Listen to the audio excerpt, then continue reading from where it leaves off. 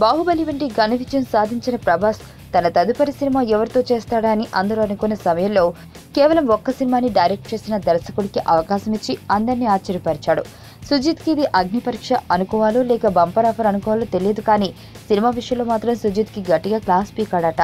Run రాజా run cinema success meet కు హాజరైన ప్రభాస్ తన కోసం ఓ స్క్రిప్ట్ సిద్ధం చేయమని సుజిత్ కి చెప్పాడట. కానీ అంత పెద్ద హీరో తనకి ఛాన్స్ ఇవ్వడం ఏంటి, అదంతా జోక్ అనుకున్నాడట. ఆ తర్వాత అసలు కథ మొదలైంది. కొన్నాళ్ళకు ప్రభాస్ సుజిత్ కి ఫోన్ చేసి స్క్రిప్ట్ గురించి అడిగాడట. కానీ సుజిత్ తెల్లముఖం వేయడంతో ప్రభాస్ కు కోపం వచ్చి పెద్ద క్లాస్ పీకాడట. త్వరగా స్క్రిప్ట్ వర్క్ పూర్తి చేయాలని ఆగ్రహించాడట. ఆ క్లాస్ తో వెంటనే తేరుకున్న సుజిత్ స్క్రిప్ట్ సిద్ధం చేసి 2016 జనవరిలో వినిపించాడని ఫిలిం నగర్ వర్గాలు అంటున్నాయి.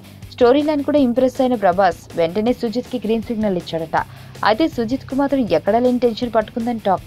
దాంతో బాహుబలి 2 విడుదల తర్వాత అమెరికా ట్రిప్ కి వెళ్లే ముందు పడొద్దని సుజిత్ కు చెప్పాడట. సినిమా తీయడంలో పూర్తి స్వేచ్ఛగా ఉండాలని సుజిత్ కి చెప్పాడట ప్రభాస్.